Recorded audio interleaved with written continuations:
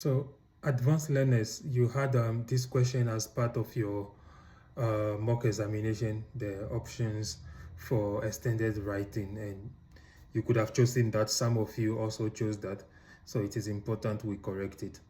The question says the theme is travel and transport. It is year 2045. Your 10-year-old child just arrived home from school by Airbus. Relate your story, comparing your mode of transport then and now. So this question was testing two skills. Number one, your skill to write a narrative writing, your skill to write a narrative essay. And number two, your ability to compare two items. So they are blending a comparative essay with a narrative essay. And well, few of you got it, but some of you did not get it at all. Some of you considered the question as a comparative essay, and then you focus on the comparative aspect, writing it as a full essay. You forgot about the narrative aspect. And yes, you did well in the comparison of transportation by then and transportation by now, which is in code 2045. But the aspect of narrative, you did not include it, which the examiner would have expected you to include the element of literature. And we didn't see that in the question for those who who missed out the point of narrative. So anyway, in the morning we were trying to brainstorm. You remember that when you are writing a narrative, there are some element of literature that must come into it. Most importantly is the setting, which is mostly your introduction. So your introduction should set the tone for the narrative and should give us a background idea of the scene, the environment. And we said when we are talking about setting, we need to know while we are reading when the event took place, what could be seen there, or what was there, or what happened, or and who were there. If there were people who also play a major role in the story as you will develop it, we need to know them from the setting. And you describe the scene, you describe the environment, what could be seen, what could be heard, what could be felt. Any detail that can help us appreciate your story much better, we need to have it in the setting. And then after the setting, you now go to your body, you bring the event, you unfold them, you describe also whenever needed for us to be entertained. You know that the purpose of a narrative is to entertain. And at the same time, you compare mode of transportation 20 years ago to the mode of transportation now, which is imaginary in 2045. And in the conclusion of a narrative, you need to give us your feeling, how you felt after the whole narrative or after the whole story. Yes, there are items you will include. Narrative will require a lot of description. Narrative will require imageries, figure of speech, as we have learned in school. And narrative will have, talking about elements, there will be a theme. Here the theme has been given to you. It is just travel and transport. And you try to create climax. So there will be rising event that leads to the climax. And then after you reach to the climax, there will be falling actions that will lead you to the resolution. And not too much resolution here, but definitely you should create something that feels like a climax, because that is what arises the interest, or that is what draws the interest of your readers. So in the morning we were thinking, in such a question, it is year 2045. Your 10-year-old child just arrived home from school by Airbus. Relate your story comparing your mode of transport then and now. So I was asking, if you were to write the setting of this story, what are some of the things that you may want to include? Now, you guys brought wonderful ideas, because if my child is being dropped in an Airbus or by an Airbus, then I should be very rich by then. And I should live in an affluent area. So we mentioned that when we were brainstorming in the morning, that I will definitely be living in an affluent area. And then in an affluent area, for an Airbus to be able to come there and drop my child, there should be airstrip or probably an helipad, which you guys mentioned, which was very good. And then it is an affluent area. So what are some of the things that could be seen, especially talking about 2045? What are the technology that could be seen? These are things you may think about. When I came home and I was thinking again I was looking at the question and thinking, I thought you could also create a kind of setting. You could set the scene in such a way that when your child comes by Airbus, it will take you by surprise, because you were not expecting him to come by Airbus. So that means it should have been a new school. That means probably it should have been his first day at school. So I try to think that way, and I will read to you how I crafted my setting and explain to you. Let me read and then I'll explain to you. So this is what I have written. We had just moved into the affluent heart of the city over the weekend, and by late Monday morning I awoke refreshed after 2 long days of unpacking. The house was silent. Mike and his father had already gone, leaving me to take in the neighborhood from the balcony. Before me, skyscrapers gleamed with glass facades, some with pools clinging on their sides like suspended gems. Even the shortest tower wore a helipad on its crown. From the back balcony, wide airstrips stretched in perfect symmetry, framed by gardens so carefully landscaped they seemed unreal. So what I try to do here is, I thought of myself, because here I assume the writer is a lady. I thought of myself as a lady. I'm not saying I'm a lady, but I assume the writer is a lady. So we had moved into the richest part of the city. So if we had moved into the richest part of the city, that was over the weekend. So I was helping, I was doing the tidying up of the home, I was lifting heavy stuff, and definitely was tired. So on Monday morning, I overslept. By the time I woke up, Mike, who is the son, and his father had already gone. So probably the father has dropped Mike at school and he's gone to work. Since I woke up late, you remember that we said we want to set the time around the time learners may close school. So I was thinking of, no, let me push it as if I woke up late, around 11 or 12. So that is what I noted here, that late Monday morning. So I was thinking around 11, 12 there. So late Monday morning, I awoke refreshed after 2 long days of unpacking. The house was silent. Now, who were there? Mike and his father, or who are people who are relevant to my story. Mike and his father, my son and his father. Then we move on. Since they were out,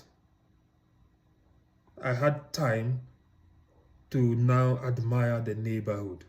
What am I trying to do here? I want to now let my reader know the backdrop of my story.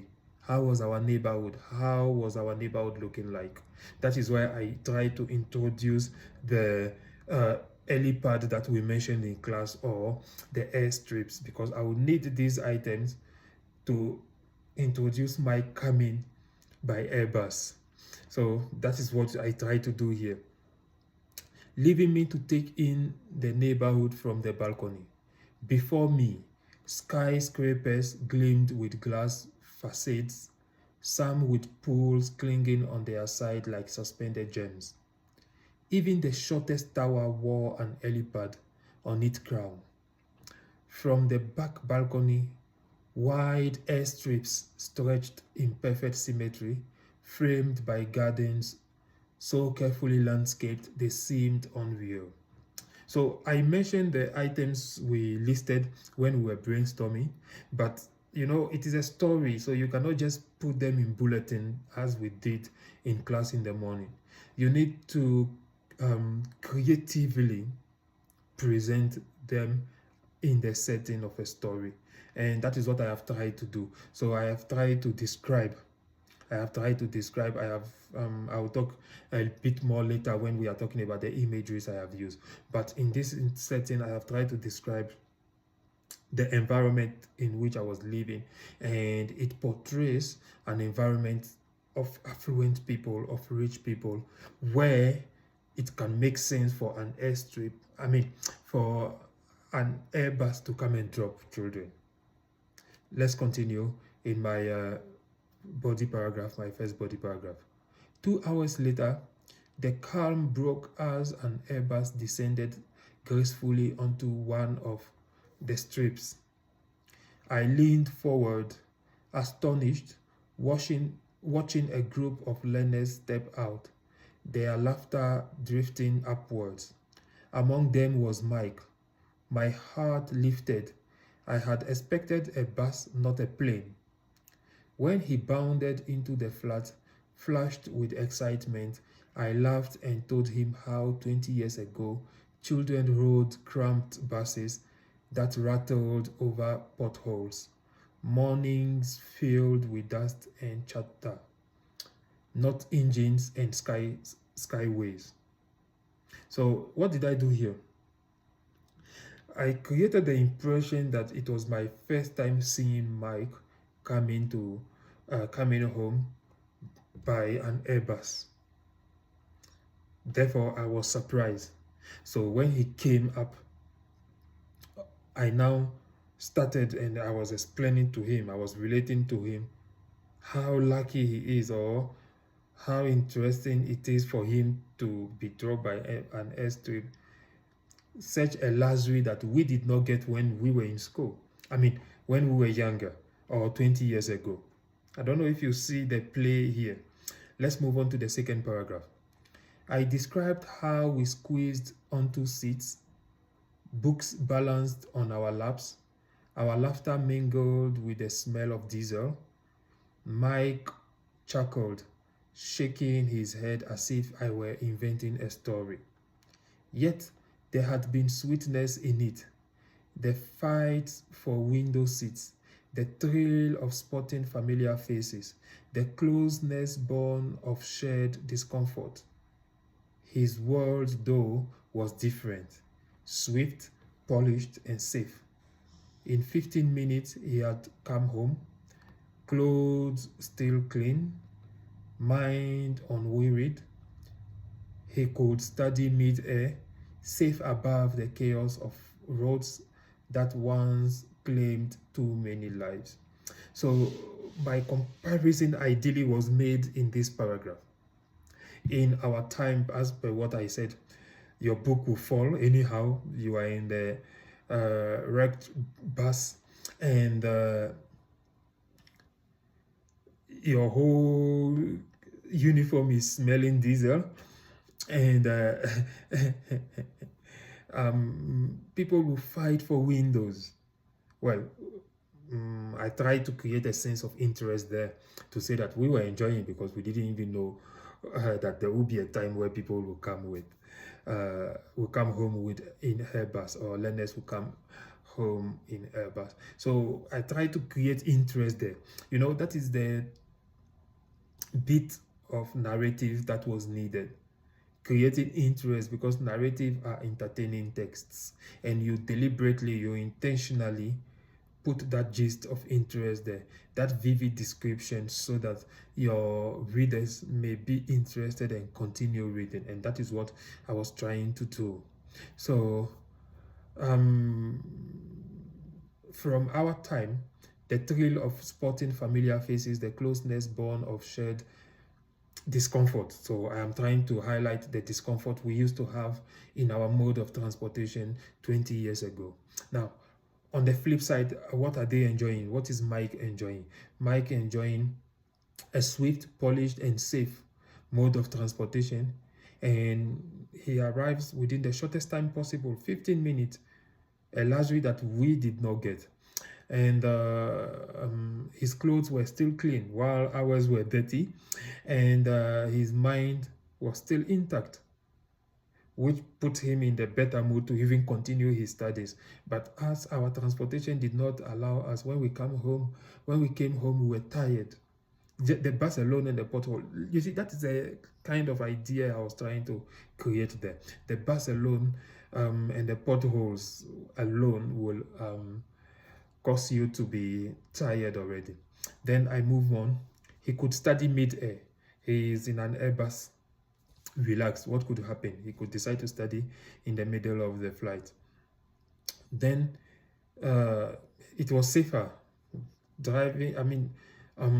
flying home will probably be much safer compared to our time and the kind of vehicle sorry compared to our time and the kind of vehicles we were using.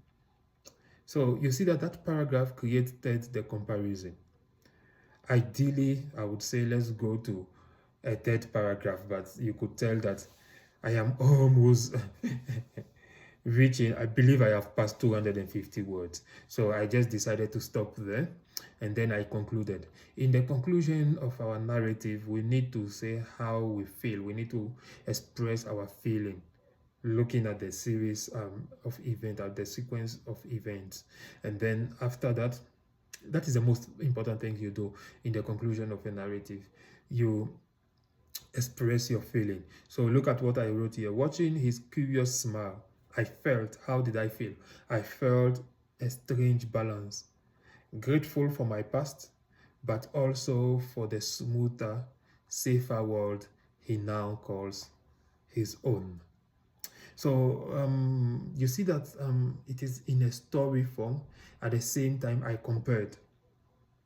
I tried to put a climax here when, look at the part, 2 hours later, the calm broke as an Airbus descended gracefully onto one of the strips.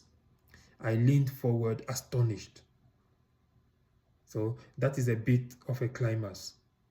Watching a group of learners step out, their laughter drifting upwards. That is the climax there. Then among them was Mike. You see, so I was like, "Oh, Mike, you are coming by an Airbus." So there was a climax there, and then I unfolded the rest of the actions to finish my story. I did not include too much imageries because we are fusioning a comparative essay into a story. So I try to state facts, as you could see. But when you take my setting, you would realize that since I am giving a picture of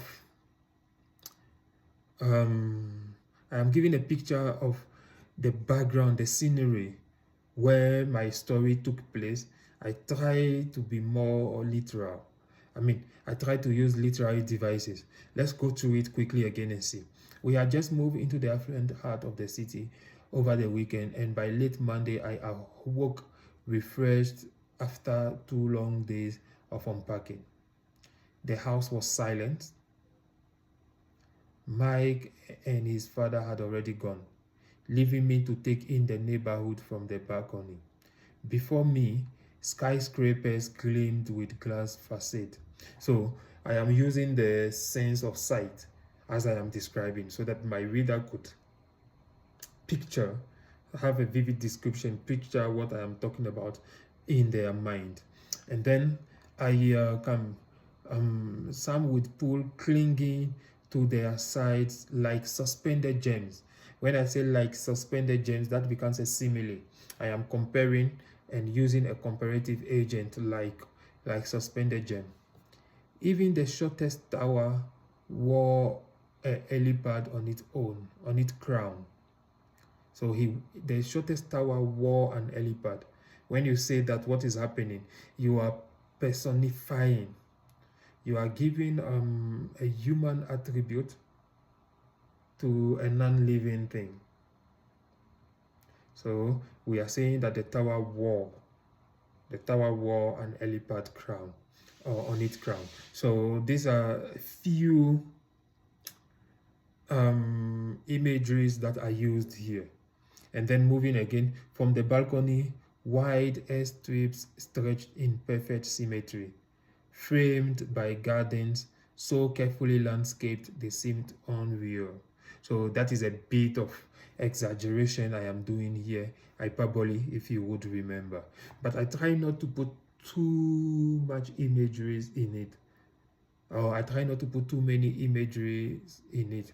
The reason simply being that I am fusioning a comparative essay into a narrative. Yet you could easily see that I use a lot of adjectives, especially in my setting. And the story has been described, has been narrated in such a way that it keeps the reader wanting to continue, and finish it. It is done deliberately. It is done intentionally. That is the aspect of aesthetic and the aspect where you create interest into the mind of your reader. So let's consider this model. It comes straight from the idea we brainstormed. Let's consider it and then try to write a similar story, thinking a bit differently from what I have written here. But most importantly, consider the element of literature that needs to appear here, the setting. Where did the event take place? Who were there? What could be seen there? What could be seen around? What could be felt? Try to include the senses, the 5 senses. And then you unfold the story. Try to create a climax there. That is what makes a story interesting. And in this case, we now start comparing. So a whole paragraph for me was dedicated solely for comparison of the era of Mike and my era 20 years ago. And then in your conclusion, tell us your feeling, how this series of events or this series of happening made you feel. I hope this is quite a good model for this type of question. Write yours. First, you send me a comment on this. If there is something we could improve or something that you think we should write differently, let me know and we'll continue the discussion. And when you also write yours, let me have it so that I can also give you feedback on that.